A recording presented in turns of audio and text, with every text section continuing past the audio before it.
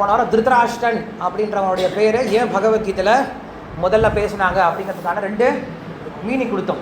என்ன மீனிங் சொன்னோம்? திருதராஷ்டனுடைய special quality என்ன சொன்னோம்? உடம்பு மேலே பற்றுதல் உடையவன் திருதராஷ்டன். 2வது என்ன சொன்னோம்? கேட்டே என்ன பண்ணுறான்? பார்க்காத பொருள் மேலே பற்று வளர்த்துக்கிட்டான் இல்லையா? இது 2 நம்மக்கிட்ட இருக்கிறதுனால பகவத்கீதையானது நமக்கு சொல்லப்பட்டது அப்படின்னு சொல்லிட்டு ஆரம்பித்தோம். சரி, திருதராஷ்டன் முதல்ல சஞ்சயன் கிட்ட கேள்வி கேட்க ஆரம்பிக்கிறான்.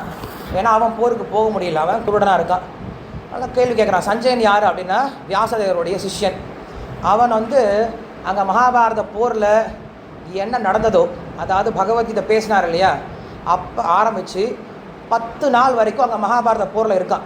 எங்கே இருக்கான்? குருக்ஷேத்திரத்தில் இருக்கான் சஞ்சயன். 10வது நாள் பீஷ்மர் விழுந்துட்டார். ஸோ எப்போ பீஷ்மர் வீழ்ந்துட்டாரோ அப்போ இவனுக்கு நம்பிக்கை போயிடுச்சு. என்ன நம்பிக்கை போயிடுச்சு? துரியோதனன் இனிமேல் ஜெயிக்க போகிறது கிடையாது அப்படின்னு நம்பிக்கை இழந்துட்டான். இழந்துட்டு திரும்பி வரான். 10 நாள் போர், மொத்தம் 18 நாள் போரில் 10 நாள் போரில் திரும்பி வரான்.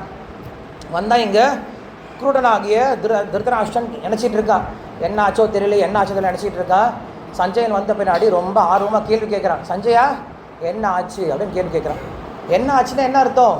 யார் ஜெயிக்கிறாங்க, யார் தோக்குறாங்க அப்படின்னு அர்த்தம். அதுதான் கேட்குறான்.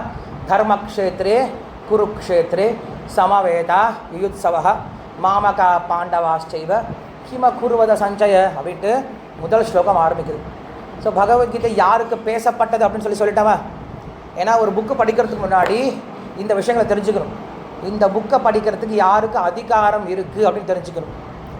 அதிகாரம் இல்லாதவங்க புக்கு படித்து பிரயோஜனமே கிடையாது. இப்போ நீங்கள் இங்கே ப்ரோக்ராமிங் பண்ணிகிட்ருக்கீங்க அப்படின்னா உங்களுக்கு தகுந்த புக்கு படித்தா பரவாயில்ல. பயாலஜியில் ஏதோ ஒரு குரோமோசோம் புரோட்டோசோம் பற்றி நீங்கள் படித்து பிரயோஜனம் கிடையாது. ஏன்னா நீங்கள் அதுக்கான அதிகாரி கிடையாது. You are not the proper person to receive that knowledge. தேவையில்லை தானே? நாலேஜ் இருக்கலாம், பட் அது உங்களுக்கு பிரயோஜனம் ஆகாது. அதனால் ஒரு புக்கு படிக்கிறதுக்கு முன்னாடி முதல்ல அந்த புக்குக்கு நான் அதிகாரியா, நான் கரெக்டான பர்சனான்னு என்ன பண்ணணும்? ஃபஸ்ட்டு செக் பண்ணிவிட்டு படிக்கும். ஃபஸ்ட்டு விஷயம். 2வது விஷயம். விஷயம்னா என்னது? Subject matter. இந்த புக்கில் என்ன சார் சப்ஜெக்ட் பேசியிருக்காங்க அப்படின்றத முதல்ல என்ன பண்ணணும்? தெரிஞ்சுக்கணும். தெரிஞ்சுக்காமல் கதை புக்கு படிக்கிற மாதிரியோ இல்லை நீங்கள் மேகசினில் படிக்கிறாங்கல்ல அந்த மாதிரி சும்மா படிச்சுட்டு இருக்கக்கூடாது. இந்த புக்கில் இதான்ப்பா விஷயம், இந்த விஷயத்தை பற்றி நான் படிக்க போகிறேன் அப்படின்னு படிக்க ஆரம்பிக்கணும். இப்போ நம்ம ஆட்டம் அப்படின்னு ஒரு விஷயத்தை படிக்கிறோம் அப்படின்னா ஃபிசிக்ஸ் புக்கு போயிடுவோம். நமக்கு தெரியும் நான் எதை படிக்க போகிறேன்? ஆட்டத்தை பற்றி படிக்க போகிறேன். எங்கேருந்து படிக்க போகிறேன்? ஃபிசிக்ஸ் புக்கில் படிக்க போகிறேன். கிளியராக இருக்கணும். ஸோ நம்ம சப்ஜெக்ட் என்னது, அந்த சப்ஜெக்ட்டுக்கு அந்த புக்கு இதானா அப்படின்ட்டு ஃபஸ்ட் என்ன பண்ணுவோம்? அதை வேலிடேட் படிக்கணும். இது 2வது விஷயம். 3வது விஷயம், அதை நான் படித்தாலும் எனக்கு அது பிரயோஜனமாக இருக்குமா இல்லையா, நான் அதை அடைய முடியுமா இல்லையா, அது தெரிஞ்சுக்கணும் இல்லையா? பிரயோஜனம்னா ஒரு சில விஷயங்களை படிக்கலாம், நமக்கு அது செயல்பட போகிறது கிடையாது. அப்போ படித்து என்ன கிடையாது? இது பிரயோஜனம் கிடையாது. அண்டார்டிகாவில் ஒரு தீவில் பெண் குயின்ஸ்லாம் இருக்குது, ஒரு 100 வகையான பெண் குயின்ஸ் இருக்குது அப்படின்னு படிக்கிறோம். ஏதாவது பிரயோஜனம் இருக்கா? நம்மளுக்கு கிடையாது. நம்ம அண்டார்டிகாவுக்கு போக போகிறது கிடையாது, பெண்ணையும் பார்க்க போகிறது கிடையாது, குயினையும் பார்க்க போகிறது கிடையாது இல்லையா? படித்து பிரயோஜனம் கிடையாது. அப்போ நாம் அடைய முடியுமா, அந்த படித்த வஸ்துவை நாம் அடைய முடியுமான்னு தெரிஞ்சுக்கணும். அது கண்டிப்பாக படிக்கிறது முக்கியம். 4வது ஆசீர்வாதம். அந்த புக்கை படிக்கிறதுக்கு முன்னாடி அந்த புக்கினுடைய ஆத்தர்கிட்ட என்ன பண்ணணும்? அந்த புக்கை யார் எழுதியிருக்காங்களோ அவங்ககிட்ட பர்மிஷன் வாங்கிட்டு அந்த புக்கை படிக்கணும். இது 4 சொல்லப்படுது. இதுக்கு பேர் தான் அனுபந்த சதுஷ்டயம் அப்படின்னு சொல்லுவாங்க. எந்த ஒரு புக்கை படிக்கிறதா இருந்தாலும் இந்த 4 விஷயத்தை பண்ணணும்னு சொல்கிறாங்க. எந்த 4 விஷயத்தை? ஃபஸ்ட்டு விஷயம் என்னது? அதிகாரி இல்லையா?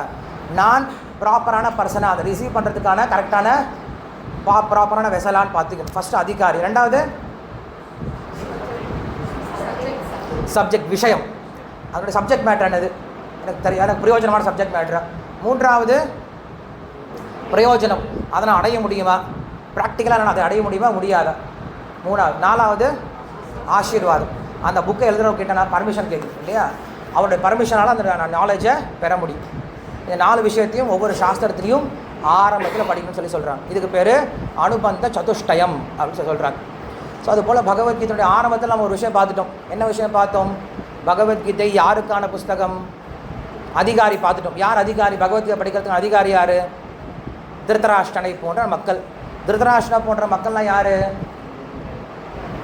பற்று இருப்பவர்கள், அதே போல் ஆனந்தத்தை அடையணும் அப்படின்னு ஆசை இருப்பவர்கள் இல்லையா, இவங்க தான் அதிகாரி. நம்மளுக்கு அந்த அதிகாரம் இருக்குது. சரி, விஷயம் என்னன்னு தெரிஞ்சுக்கணும் இல்லையா. அடுத்த சப்ஜெக்ட் மேட்டர் என்னன்னு தெரிஞ்சுக்கணும். பகவத்கீதையில் சொல்லப்பட்ட சப்ஜெக்ட் மேட்டர் என்னது? தர்ம அப்படின்னு ஆரம்பிக்கும். முதல் வார்த்தையே தர்ம அப்படின்னு சப்தம் ஆரம்பிக்கும். நம்ம ஏற்கனவே உங்களுக்கு தர்மன்ற சப்தத்துக்கு அர்த்தம் சொல்லி கொடுத்துருக்கோம். தர்மன்ற சப்தத்துக்கு என்ன அர்த்தம்? தர்ம சப்தத்துக்கு என்ன அர்த்தம்?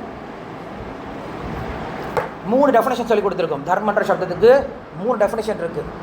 That which cannot be separated from us and that is the real nature of us and what is holding us, that is called dharma அப்படின்னு சொல்றோம்.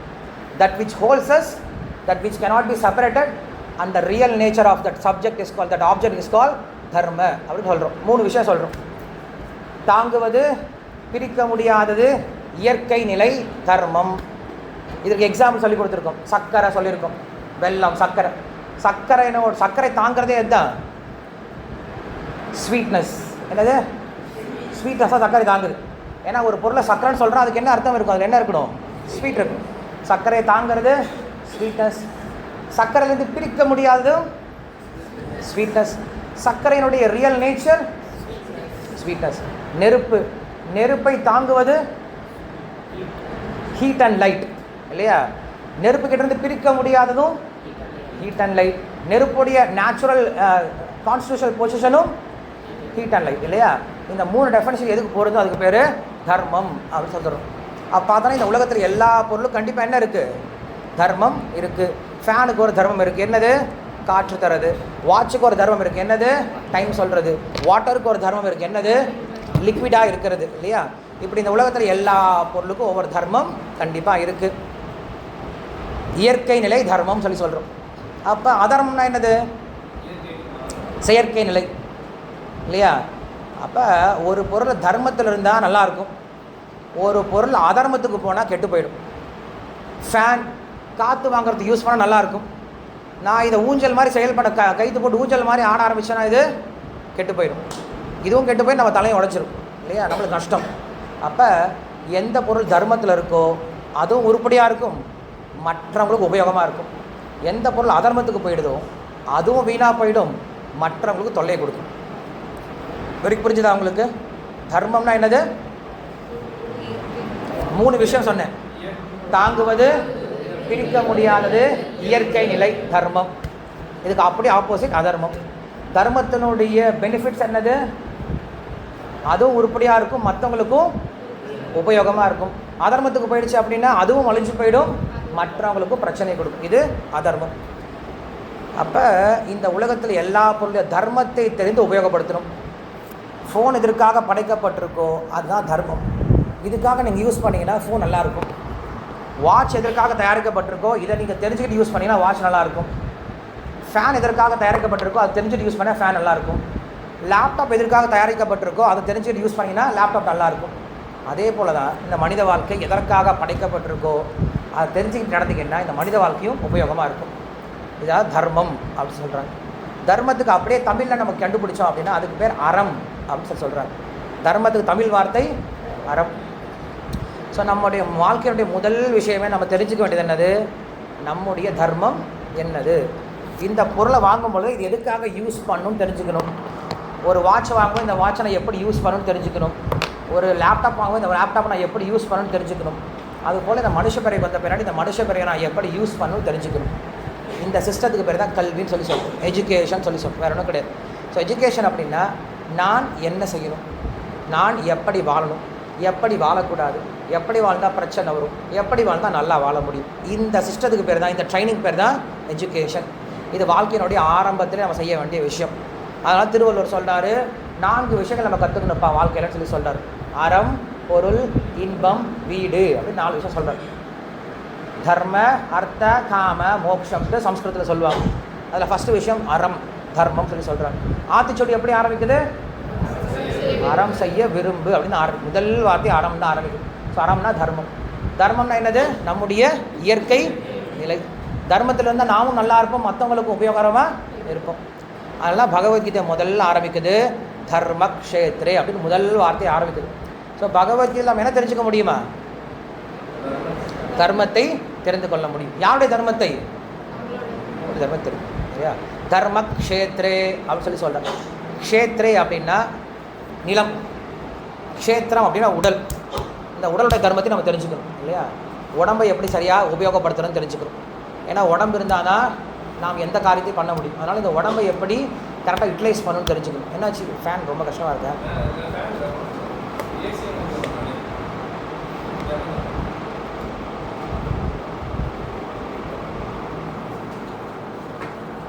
ஓகே.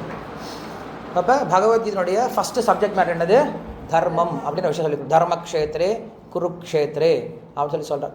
தர்மக்ஷேத்திரம் எப்படிப்பட்ட இடம் அப்படின்னா, ஒரு வறண்ட நிலமாக இருந்துச்சுன்னா அதில் நீங்கள் ஒரு மூட்டை அரிசி நெல் போட்டாலும் அது வந்து உங்களுக்கு 2 மூட்டை நெல் வரது ரொம்ப கஷ்டமாக இருக்கும். இதுவே நல்ல வளமான நிலமாக இருந்துச்சு அப்படின்னா நீங்கள் ஒரு மூட்டை நெல் போட்டிங்கன்னா அதுலேருந்து 100 மூட்டை நெல் நீங்கள் என்ன பண்ணலாம்? அறுவடை பண்ணலாம். அப்போ நிலம் ரொம்ப வளமாக இருக்கணும் இல்லையா. அதுதான் சொல்கிறாங்க, நீங்கள் என்ன பண்ணுங்க, உங்களுடைய மனித வாழ்க்கையை ரொம்ப வளமாக மாற்றிக்கோங்க. அப்போ உங்களுடைய இன்புட் ரொம்ப கம்மியாக இருந்தாலும் அதுலேருந்து வரக்கூடிய அவுட்புட் நம்மளுக்கு அதிகமாக இருக்கும். ஆனால் இந்த உலகத்தில் எடுத்துகிட்டு ஆகிடுச்சு, மக்கள் வந்து நிறைய இன்புட் கொடுக்குறாங்க, வரக்கூடிய அவுட்புட்டும் இவ்வளோ தான் கிடைக்குது. மனுஷன் என்ன பண்ணால் ரொம்ப கஷ்டப்பட்டு உழைக்கிறான். அன்றைக்கி இவ்வளோ கஷ்டப்பட வேண்டிய அவசியமே கிடையாது. 8 மணி நேரம் 10 மணி நேரம் யாரும் உட்காந்து ஒர்க் பண்ணுறதுலாம் கிடையாது. இன்றைக்கி நம்மளை சுற்றி எல்லா மெஷின்ஸ் இருக்குது, எல்லா விதமான ஃபெசிலிட்டிஸ் இருக்குது, எல்லா விதமான நம்மளுக்கு எல்லாமே நம்ம கை எட்ட தூரத்தில் இருக்குது. இவ்வளவு இன்புட் கொடுத்தும் ஒரு மனுஷன் கடைசியில் பார்த்தோம் அப்படின்னா அவன் எவ்வளோ சந்தோஷமாக இருக்கான் அப்படின்னு சொல்லி பார்த்தோன்னா அவுட்புட் வந்து ரொம்ப ரொம்ப நெக்லிஜிபிளாக தான் இருக்குது. ஹாப்பினஸ் யாருக்கும் வரது கிடையாது. காரணம் என்னது? நாம் கொடுக்கக்கூடிய இன்புட் தப்பான இன்புட்டாக கொடுத்துட்ருக்கோம். அப்போ அவுட்புட் கண்டிப்பாக தப்பான அவுட்புட் தான் வரும் இல்லையா. எல்லாம் ரொம்ப நெக்லிஜிபிளாக தான் வரும். அதெல்லாம் சொல்கிறாங்க, இந்த உலகத்தில் நீங்கள் சந்தோஷமாக இருக்கணும் அப்படின்னாலும் first of all understand what is happiness and how to get that happiness. ஹாப்பினஸ்னால் என்னன்னே தெரியாமல் நாம் இந்த உலகத்தில் சந்தோஷத்தை பண்ண முயற்சி பண்ணிகிட்ருக்கோம். நான் உங்களுக்கு ஆல்ரெடி இந்த எக்ஸாம்பிள் சொன்னேன். லட்டு ஸ்வீட்டாக தான் இருக்கும் இல்லையா. லட்டு ஸ்வீட்டாக இருக்கும், நம்ம சயின்ஸ் சொல்லிக் கொடுக்கும். ஆனால் நம்ம கல்ச்சர் ட்ரெடிஷன் நம்ம சொல்லிக் கொடுக்கும், அந்த லட்டு எங்கே ஸ்வீட்டாக இருக்குன்னு சொல்லிக் கொடுக்கும். அந்த லட்டு எங்கே தான் ஸ்வீட்டாக இருக்கும்? நாக்கில் பட்டால் தான் ஸ்வீட்டாக இருக்கும், மூக்கில் காதில் வச்சா ஸ்வீட்னஸ்ஸு தெரியாது. இது சயின்ஸ் சொல்லிக் கொடுக்காது. சயின்ஸ் என்ன சொல்லிக் கொடுக்கும்? லட்டு ஸ்வீட்டாக இருக்கும்ப்பா, அவ்வளோ சொல்லிக் கொடுக்கும். அதை நாக்கில் வச்சா தான் ஸ்வீட்னஸ் கிடைக்கும் அப்படிங்கிற நம்ம ட்ரெடிஷன், நம்முடைய கல்ச்சர், நம்முடைய காமன் சென்ஸ் சொல்லிக் கொடுக்கும். இது ரொம்ப முக்கியம். 2வது விஷயம். அதுக்கப்புறம் உங்களுக்கு சொல்லிக் கொடுத்தேன். அடுத்தது என்ன சொன்னேன்? சொன்னேன் உங்களுக்கு லட்டு கதை சொன்னா இல்லையா? ஹலோ சொல்லலையா? சொன்னேன். Very good. எனக்கு தான் ஒவ்வொரு வாரம் பயமாக இருக்கும். ஐயோ இவங்களுக்கு வேறு நான் என்ன சொல்லியிருக்கேன்னு தெரியலையே, இவங்க வேறு திருப்பி சொன்னால் பசங்க போர் அடிக்கும்னு நினச்சிடுவாங்களே, இந்த சப்ஜெக்ட் இதில் புது சப்ஜெக்டாக கொண்டு போகணும் அப்படின்னு நினச்சிட்டு வரேன். இப்போ ஒன்றும் கவலையில் நினைக்கிறேன் இல்லையா. டக்குன்னு மறந்து போயிடுறீங்க. அம்னீஷியா பேசும்போது என்ன சொன்னீங்க, நீங்கள் யார் நீங்கள் கேட்குற மாதிரி போயிடுறீங்க. இதனால் நோட் எழுதி வைக்கிறேன், எழுதி வச்சா நல்லது உங்களுக்கு. சரி, அந்த விஷயத்தை விடலாம். அப்போ பகவத்கீதை எங்கே ஆரம்பிக்குது? தர்மக்ஷேத்ரே அப்படின்னு தர்மத்திலேருந்து ஆரம்பிக்குது. குருக்ஷேத்ரே சமவேதா யூத்சவா. யூத்சவா அப்படின்னா போரிடும் விருப்பம் கொண்டு அப்படின்னு சொல்லி சொல்கிறாங்க. எல்லாரும் அங்கே போர் புரிவதற்காக எல்லோரும் ஒன்று கூடி இருக்காங்களா. நம்முடைய வாழ்க்கை எப்படி தான் இருக்குது? தினசரி போர்க்களமாக தான் இருக்குது இல்லையா.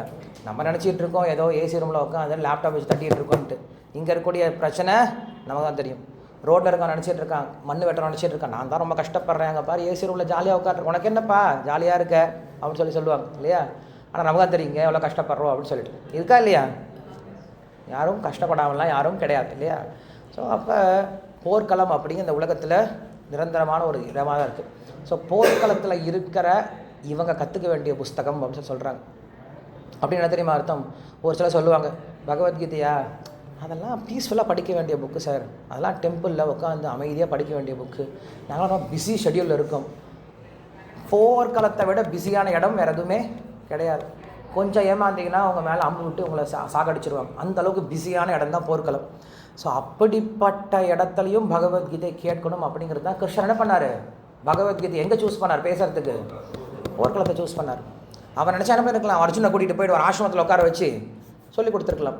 ஆனால் ஆசிரமத்தில் சொல்லிக் கொடுத்தா நிறையா மக்கள் வந்து ஒதுக்கிடுவாங்களாம். பகவத்கீதை பாருங்கள், அந்த உட்காந்து ஆசிரமத்தில் படிக்க வேண்டியவங்க அப்படின்னு சொல்லிடுவாங்க. கிடையாதுப்பா, பகவத்கீதை அப்படிங்கிறது போர்க்களத்தில் பேச வேண்டிய புஸ்தகம், போர்க்களத்தில் படிக்க வேண்டிய புஸ்தகம் அப்படின்னு சொல்கிறாங்க. ஏன்னா வாழ்க்கையில் பிரச்சனை வரும்போது என்ன பண்ண, அந்த பிரச்சனையை ஃபேஸ் பண்ண கற்றுக்கணும் இல்லையா. பிரச்சனையெல்லாம் உட்காந்துட்டு அப்பா வாழ்க்கையில் பிரச்சனை சொல்லி பிரயோஜனம் கிடையாது. பிரச்சனை இருக்கணும்னு சொல்லி கொடுக்கணும். அதனால் பகவத்கீதையை யுயுத்சவஹா போர் புரிய விருப்பம் கொண்டு அப்படின்னு சொல்லி சொல்கிறேன்.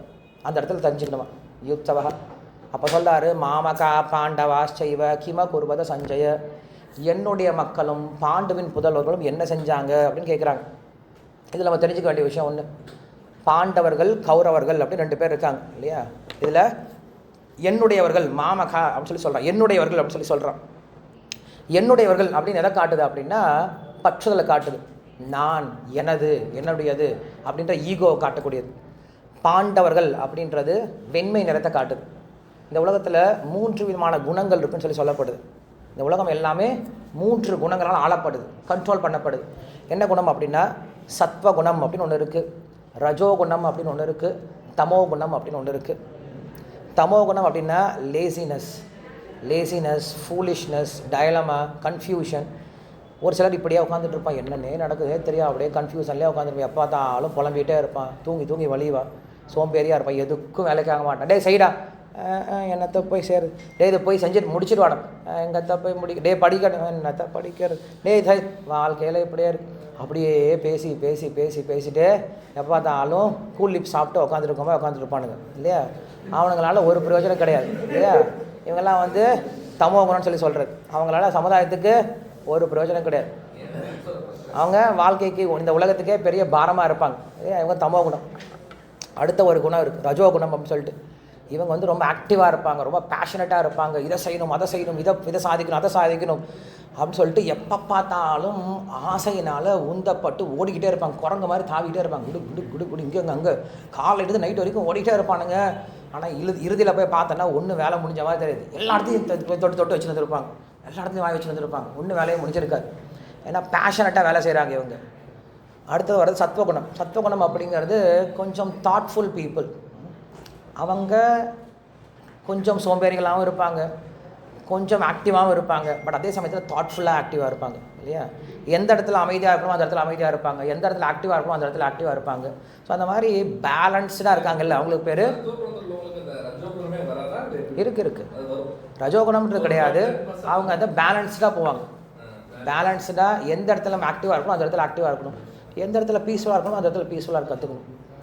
தமோகுணம் என்ன ஆகணும், கண்ட்ரோல் பண்ண தெரியும். நைட் ஆனால் ஒரு சில ஆக்டிவ் ஆகிடுவாங்க, 8 மணிக்கு மேலே சின்ராஸ் கையிலே பிடிக்க முடியாது இல்லையா.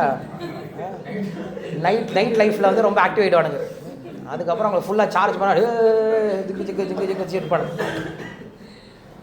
அப்படியே அடங்கிட்டு மாட்டேன். காலைல போய் எழுப்பு எந்தர்றா டே வேலைக்கு போகணும், எந்தர்றா ஆடா போமா வேலைக்கு போகணும், அகரம் போகணுமாம்மா போவேனா புறம் போகிறோம் அகரம் போகிறோம்.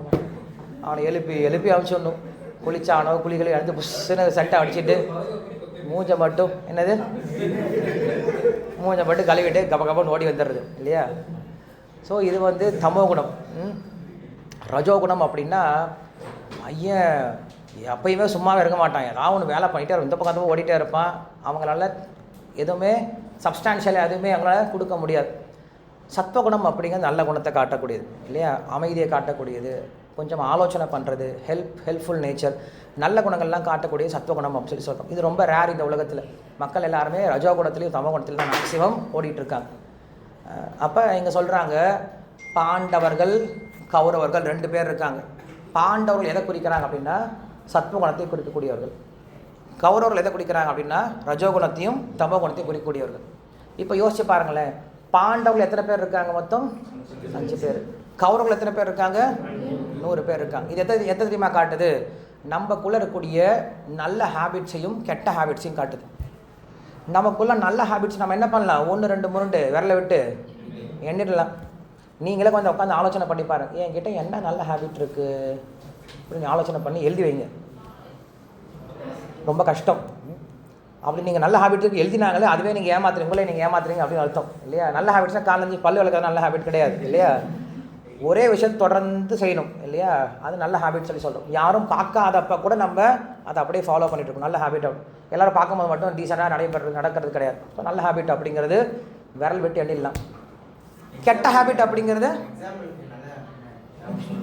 டைம் பங்க்சுவாலிட்டி மெயின்டைன் பண்ணுறது இல்லையா. இந்த டைம் வரணும் அப்படின்னா கரெக்ட் டைம் அங்கே நிற்கணும். இல்லையா? சாப்பிட்டோமோ சாப்பிட்லையோ, வேலை இருக்கோ இல்லையோ, என்ன பண்ணாலும் கரெக்டாக வந்து நிற்கிறது, லீவ் எடுக்காமல் இருக்கிறது, இல்லை கொடுத்த வேலையை நம்ம ரொம்ப ரெஸ்பான்சிபிலிட்டியாக செஞ்சு முடிக்கிறது.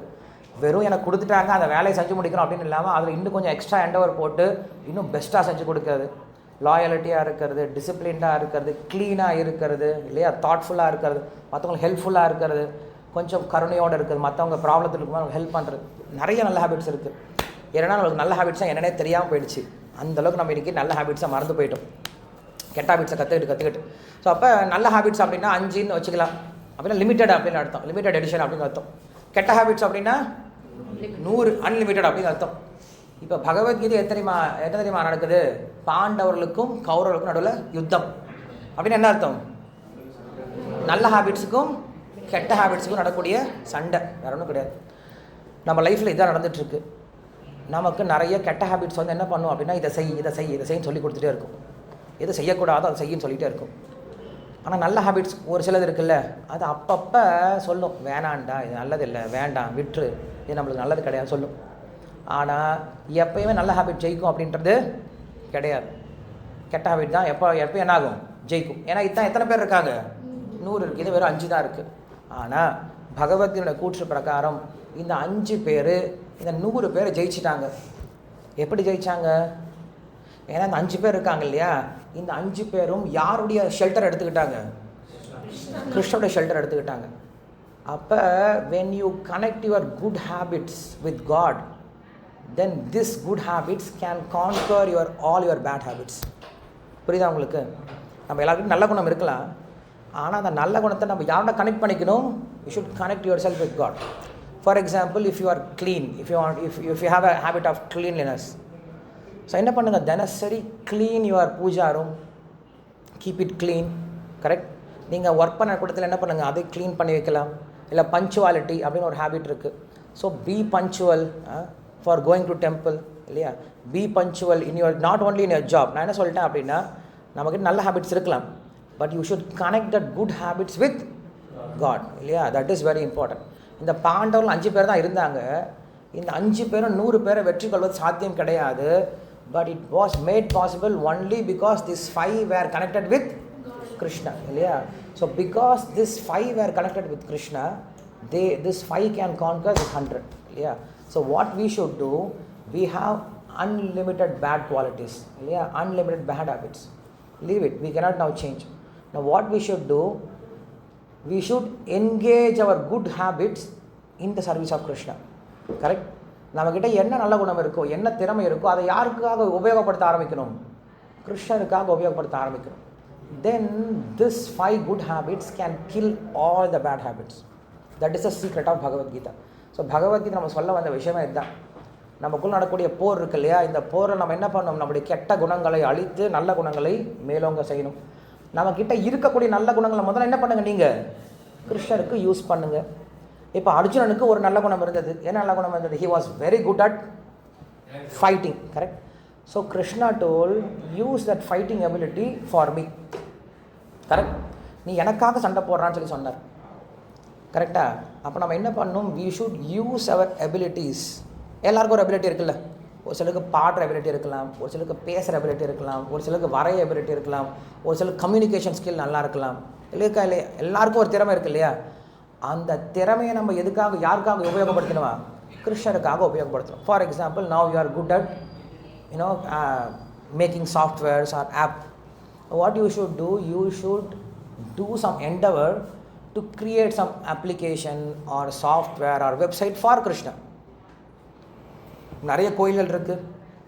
ஸோ அந்த கோயில்களுக்கு வெப்சைட்லாம் தேவைப்படுது, ஆப்லாம் தேவைப்படுது. So what you should two, anyway you are working, anyway whole day you are creating something, designing something, developing something.